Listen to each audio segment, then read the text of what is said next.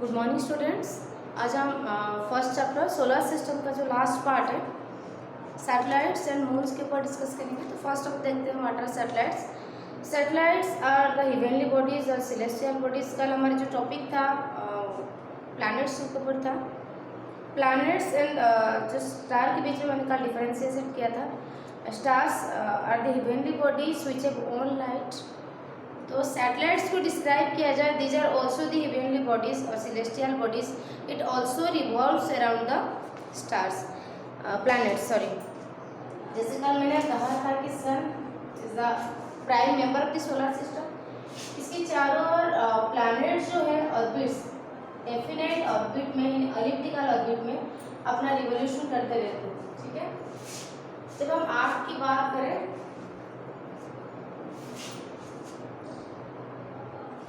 Is a planet, इसके चारों ओर जो हेवनली बॉडीज रिवॉल्यूट करता है या घूमता है उसको हम बोलते हैं सैटेलाइट्स।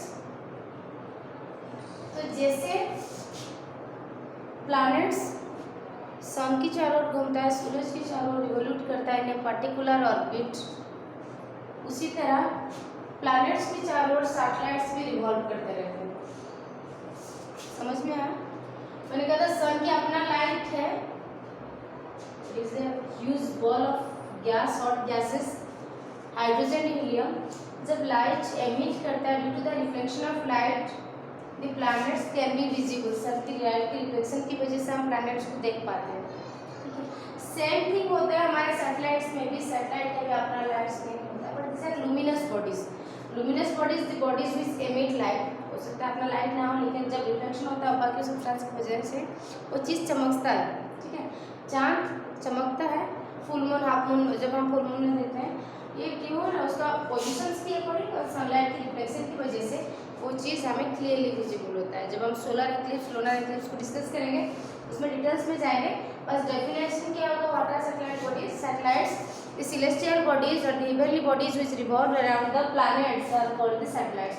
जो प्लैनेट्स के चारों ओर घूमता है हम उसको सैटेलाइट्स बोलते हैं। तो आज की जो टॉपिक रहेगा हम डिस्कस करेंगे अबाउट मून, जो अर्थ का नेचुरल सैटेलाइट्स है। तो सैटेलाइट्स की डेफिनेशन पता चला, उसका अपना लाइट नहीं होता है ये। ठीक है, कैलकुलेशन के हिसाब से ये पता चला हमारी अर्थ की एक ही सैटेलाइट है मून। जुपिटर की 67 है, किसी किसी बुक में आपको 63 मिलेगा। नंबर ऑफ सैटेलाइट्स है। जुपिटर का जो सैटेलाइट है गैनीमेड, ये सबसे Jupiter the largest satellite in the solar system. Ganymede Jupiter का सैटेलाइट है, इतना बड़ा है इवन ये मरक्यूरी से भी बड़ा है जुपिटर का सैटेलाइट है Jupiter Ganymede MED, larger than Mercury, the largest satellite in the solar system, largest satellite in solar system। ठीक है, कौन सा है? गैनीमेड। किसका सैटेलाइट है? जुपिटर का। 63 नंबर सब सैटेलाइट्स है, जबकि हमारी अर्थ में सिर्फ एक ही नेचुरल सैटेलाइट है और वो है मून। ठीक है, इसके बाद नेचुरल सैटेलाइट्स के बाद ये नेचर में, स्पेस में ये अर्थ को या अलग अलग प्लैनेट्स को रिवॉल्यूट करते हैं जो नेचुरल सैटेलाइट्स है। लेकिन कुछ सैटेलाइट्स, मैनमेड सैटेलाइट्स या आर्टिफिशियल सैटेलाइट्स भी भेजा गया है। हमारी फर्स्ट टाइम 4 अक्टूबर 1957 फ्रॉम रसिया भेजा गया था स्पुतनिक 1। ठीक है, जो वहाँ पे जाके लैंड किया था। इसके बाद बहुत सारे सैटेलाइट्स के अलग अलग कंट्रीज लॉन्च किए हैं। हमारी इंडिया की तरफ से भी बहुत सारा आर्टिफिशियल सैटेलाइट्स भेजा गया है, जैसे कि आर्यभट्टा हो गया, रोहिणी, एडुसैट, IRS, ठीक है, INSAT-B। तो ये सब सैटेलाइट्स है जो इंडिया ने भेजा है एज ए आर्टिफिशियल सैटेलाइट्स। ठीक है, तो अगर आप लोग का शॉर्ट नोट्स आएगा, right A short note about satellite, तो हम क्या करेंगे, सबसे पहले लिखेंगे अबाउट द डेफिनेशन। डेफिनेशंस क्या है? The celestial bodies which revolves around the planets are called the satellites. ठीक है, जैसे मैंने कल कहा था कि प्लैनेट्स स्टार्स के चारों ओर घूमता है in an elliptical orbit anti clockwise direction from west to east. उसी तरह से हमारी जो सैटेलाइट्स होते हैं वो प्लैनेट्स को रिवॉल्यूट करते हैं, प्लैनेट्स के चारों ओर घूमता है पर्टिकुलर ऑर्बिट में। ये वेरीज करता है मर्क्यूरी और वेनस को छोड़ के, बाकी सारा प्लैनेट्स का कुछ ना कुछ आपका सैटेलाइट्स रहता है। सैटेलाइट्स टू टाइप का, एक है नेचुरल सैटेलाइट और एक है आर्टिफिशियल सैटेलाइट या मैनमेड सैटेलाइट। हमारे अर्थ का जो नेचुरल सैटेलाइट है मून है, और जो आर्टिफिशियल सैटेलाइट जिसको इंडिया ने भेजा है Aryabhata, Rohini, IRS, INSAT B, EDUSAT, ये कुछ सैटेलाइट्स को भेजा है। हमारे सोलर सिस्टम में सबसे बड़ा जो सैटेलाइट है it is the Ganymede satellite of Jupiter. इतना बड़ा है कि इवन मर्क्यूरी जो प्लैनेट है उससे बड़ा है। समझ में आया? अगर डेफिनेशन से आएगा या शॉर्ट नोट आएगा उसको इस तरह से लिखेगा। देन आता है हमारा खुद का satellite the moon. It is the natural satellite made up of rocks. इसका जो सरफेस होता है ना मून का सरफेस अनइवन, उबड़ खाबड़ प्लेन नहीं होता, मेड अप ऑफ रॉक्स। यहाँ पे जो लेड फॉर्म होता है माउंटेन्स, जिस वजह से अनइवन लगता है। ये फॉर्मेशन क्यों होता है मैं डिटेल्स में जाऊँगी, ठीक है। बुक में देखिए द मून क्या है, the moon is a ball of rocks, ठीक है, रॉक्स से बना हुआ है। हमारी अर्थ की साइज से ये 1/4 साइज है, मीन्स अर्थ की साइज से 1/4 टाइप्स है। कल मैंने जब डिफरेंशिएट किया था moon and star and earth, मैंने कहा था अर्थ की डायमीटर से सन की डायमीटर 100 गुना ज़्यादा है, 100 टाइम्स मोर है, और वेट 3 लाख टाइम्स ज़्यादा है, 3 लाख टाइम्स। तो उसी से आज कंपेयर करेंगे हमारी जो मून है, ठीक है, इसका जो साइज है अर्थ की साइज का 1/4 टाइप्स है या क्वार्टर साइज है। अर्थ से मून से जो distance between earth and moon कितना है 3,84,400 kilometre. Distance between earth and moon, हमारी अर्थ और सन के बीच में कितना था 14 करोड़ 40 लाख, जो हमने लाइट ईयर कैलकुलेशन के टाइम पे पता था। समझ में आया? तो the distance between sun and moon is क्या है, earth and moon is 3,84,400 kilometre. हमारी सोलर सिस्टम में हमारे नियरेस्ट नेबर जो है, पास में रहने वाला जो पड़ोसी है, हम उसको मून कंसिडर करते हैं, ठीक है। ये हमारी सैटेलाइट से, क्योंकि ये हमें रिवोल्यूट करता है, इसमें फेजेस ऑफ मून पढ़ेंगे रिवोल्यूशन के दौरान। इसका फेजेस ऑफ मून साइज में चेंज होता है, crescent, half moon, full moon, ये सब के ऊपर डिस्कस करेंगे। तो ओवरऑल हमारे जो nearest neighbour in the solar system is moon. The difference distance between earth and moon is 3,84,400 kilometre, made up of huge ball of rocks. Size क्या है अर्थ की साइज का 1/4 टाइम है, ठीक है। और एज ए प्लैनेट की तरह दे हैव या मून हैज नो लाइट, है ना, नो लाइट, उसका अपना लाइट नहीं है। यह हमें विजिबल होता है due to the reflection of sunlight. जब सनलाइट उसके ऊपर पड़ता है, बाकी सब्सटेंस वो भी है, रिफ्लेक्शन होता है, इस वजह से हम उस चीज़ को क्लियरली देख पाते हैं, ठीक है। इसके बाद देखते हैं the surface of moon. Moon का सरफेस कैसा है, ठीक है। The surface of the moon is rough and uneven. Rough है मतलब उबड़ खाबड़ है, प्लेन नहीं है। लैंडफॉर्म्स इसका प्लेन्स की तरह नहीं, प्लाट्यूज की तरह है। समझ में आता है? It has flat black plains, high mountains and thousands of big and round holes called craters.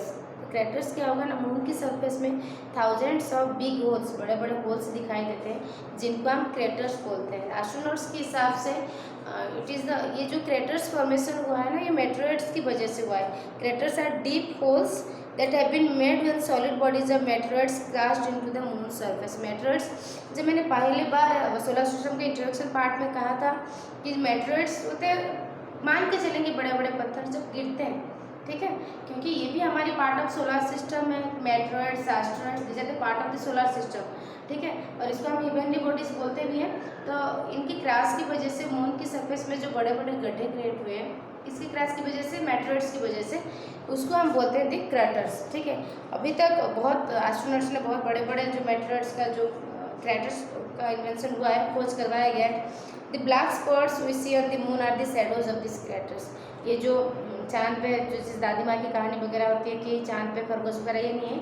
ये जो चांद पे जो ब्लैक स्पॉट्स होता है, ये शैडो फॉर्मेशन होता है। किसका शैडो है? क्रेटर्स का, जो डीप होल्स बने हैं due to the crash of meteoroids. Meteoroids की वजह से जो डीप होल बने, बड़े बड़े छेद बने, बड़े बड़े होल्स बने हुए हैं, गड्ढे बने हुए हैं, तो इनका जो परछाई दिखता है ना, वो चीज़ हमें चांद में एक ब्लैक स्पॉट की तरह दिखता है, ठीक है। The crater at Arizona in USA is the largest known crater in the world. हमारे वर्ल्ड में जितने भी क्रेटर्स फॉर्मेशन हुआ है, USA United States of America के जो एरिजोना क्रेटर है, Arizona, it is the largest crater. कैसे फॉर्मेशन हुआ है? Due to the crash of meteoroids, ठीक है। ठीक है। जब एस्ट्रोनॉट जाते हैं मून पे, वहाँ पे जो डस्ट कलेक्ट करके लेके आते हैं बाय इंडियन एस्ट्रोनॉट्स, ठीक है। तो इसमें से हमें ये पता चला है कि surface of the moon is covered with dark grey dust, ठीक है। मून की जो सरफेस है, इसका जो लैंडफॉर्म्स है, डार्क ग्रे डस्ट को लेके या उसी से बना हुआ है, ठीक है। इसके बाद हम देखेंगे about the conditions of the moon, atmospheric conditions कैसा है, ठीक है। जैसे कि हमें पता है सन मून में कोई एटमॉस्फेयर ही नहीं है, प्रेजेंस ऑफ एयर नहीं है, there is no atmosphere in the moon, ठीक है। हमारे एटमॉस्फेयर को हम क्या बोलते हैं, it is the blanket of air which protects us from this harmful rays of sun. Composition क्या है, डिफरेंट टाइप्स ऑफ गैसेस है, हाइड्रोजन ऑक्सीजन सब डिफरेंट टाइप्स ऑफ अलग अलग रेशियोज में है, और जिसकी वजह से हमारे विंड्स फॉर्मेशन होता है, क्लाउड्स फॉर्मेशन होता है, बारिश भी होता है, ठीक है। लेकिन ग्रेविटी भी है हमारे, the force of attraction with which earth attracts everything towards the centre, gravity बोलते हैं। तो ये सारा चीज़ वहाँ पे मून पे विजिबल नहीं होता, एटमॉस्फेयर नहीं है, इस वजह से रेन बारिश नहीं होता, विंड हवाएं नहीं चलती, या आपका जैसे कि क्लाउड्स वगैरह फॉर्मेशंस भी नहीं होता, समझ में आया। ड्यूरिंग द दिन में temperature on the moon is about 100 degree Celsius, moon में चांद में दिन में टेम्परेचर 100 डिग्री हो जाता है, जो कि लाइफ सस्टेन करने के लिए पॉसिबल नहीं है, और रात में ये -150 डिग्री तक पहुँच जाता है, ठीक है। तो इसके बाद कह रहा है कि जैसे कि मैंने कहा कि इट इज़ नो एटमॉस्फेयर, ठीक है। एटमॉस्फेयर नहीं होता, इसलिए क्या होता है वहाँ पे जनरली साउंड ट्रैवल नहीं कर पाता, ठीक है। साउंड ट्रैवल करने के लिए हमेशा हमें एक मीडियम की ज़रूरत होता है। जब साउंड को ट्रैवल करना होता है, साउंड क्या है आपका, both light and energy, it is the form of light and sound, they are the form of energy, energy की एक फॉर्म होता है, ठीक है। साउंड मूवमेंट करने के लिए, सपोज आप कुछ बोल रहे हैं, मूवमेंट करने के लिए उसको एक मीडियम चाहिए, ह्यूमन एयर पीना, एक एयर मीडियम चाहिए। जब हम बात करते हैं ना, तो जो एयर पार्टिकल्स है उसमें वाइब्रेशन क्रिएट हो जाता है, वाइब्रेशन क्रिएट होता है, जिसकी वजह से हमारी बात दूसरे तक पहुंचता है, उसका जो ईयर ड्रम वाइब्रेट होना लगता है, हम उस चीज़ को क्लियरली सुन पाते हैं। लेकिन जैसे मून में होता है, उसमें क्या है, there is no atmosphere, atmosphere नहीं होता, जिसकी वजह से वहाँ पे आपके मून पे अगर आपके कान के पास एक ड्रम को भी बजाया जाए तो आपको क्लियरली मतलब सुनाई नहीं देगा, क्यों, due to the absence of atmosphere, atmosphere है ही नहीं, ठीक है। देन हम बात करें अकॉर्डिंग टू ग्रेविटी, ग्रेविटी वहाँ पे कितना है, 1/6, हमारे यहाँ पे जितना है वहाँ पे 1/6 टाइम हो जाता है। तो जिसकी वजह से फॉर एग्जाम्पल मेरी वजन इन अर्थ 60 kg है, या कोई वस्तु का वजन 60 kg है, मून पे चला जाएगा तो ग्रेविटी 1/6 है, तो वजन वहाँ पे इंटू 1/6 मीन्स हो जाएगा 10 kg, ठीक है। हम एटमॉस्फेयर पे आसमान में कोई भी चीज़ फेंकते हैं तो दोबारा रिटर्न बैक आके आता है हमारे अर्थ पे, क्योंकि अर्थ सारा चीज़ को अपने तरफ खींचता है ना, ग्रेविटी है जिसकी वजह से सब कुछ पॉसिबल हो पा रहा है। जैसे हम मार्कर लिख रहे हैं, उसमें इंक ग्रेविटी की वजह से नीचे पोर्शन में आता है, लेकिन वहाँ पे जाके ग्रेविटी 0, वहाँ पे हम मार्कर या पेन में नहीं लिख पाएंगे, वहाँ पे पेंसिल का यूज़ करना पड़ेगा। इंक नीचे आने के लिए ग्रेविटी का बहुत ज़्यादा है। साइंस में हर चीज़ का इंपॉर्टेंस है, डेली लाइफ में हम बहुत सारा चीज़ को यूज़ करते हैं, फोर्स, फ्रिक्शन, ग्रेविटी, ठीक है। तो मून पे ग्रेविटी भी नहीं है, कितना है, 1/6 according to the gravity of earth. Discover किसने किया था, सर आइजैक न्यूटन ने किया था, ठीक है। इसमें देखो the earth pulls everything towards down with the force of gravity, ये भी एक डिफरेंशिएशन है, the moon also pulls all things towards itself, but the कह रहा है कि जैसे हमारी अर्थ है वो सारा चीज़ को अपने तरफ खींचता है, तो मून भी खींचता है, बट ग्रेविटी कितना है, बहुत कम है, that is 1/6 that of the earth, ठीक है।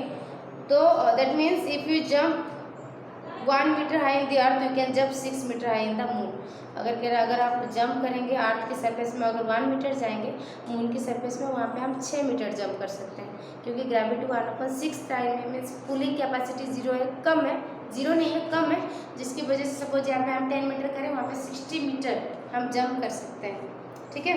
Weight, in fact our weight of moon should be 1/6, ठीक है। इसके साथ हमारी वजन भी वहाँ पे 1/6 टाइम हो जाता है, ठीक है। तो आज हमने दो बारे में डिस्कस किया है कि आपका सैटेलाइट्स और हमारी पर्टिकुलर सैटेलाइट मून। सैटेलाइट का डेफिनेशन हमने बताया था, this are the heavenly bodies which revolve around the planets, it has no light, it can be visible due to the reflection light of sun. Two types of satellites are there. Largest satellite आपका Ganymede है, जो कि Jupiter है, larger than mercury, ठीक है। Other कुछ artificial satellites from India. सबसे पहले आर्टिफिशियल सैटेलाइट रसिया 4 अक्टूबर 1957 को भेजा था, स्पुतनिक 1। उसके बाद इंडिया ने जो लॉन्च किया है Rohini, INSAT B, IRS, EDUSAT, Aryabhata, ठीक है, ये सब सैटेलाइट्स गया है। देन हम अपने satellites moon made up of huge ball of rocks, surface even uneven and rough, holes create हुए हैं due to the crash of materials, जिसको हम क्रैटर्स बोलते हैं।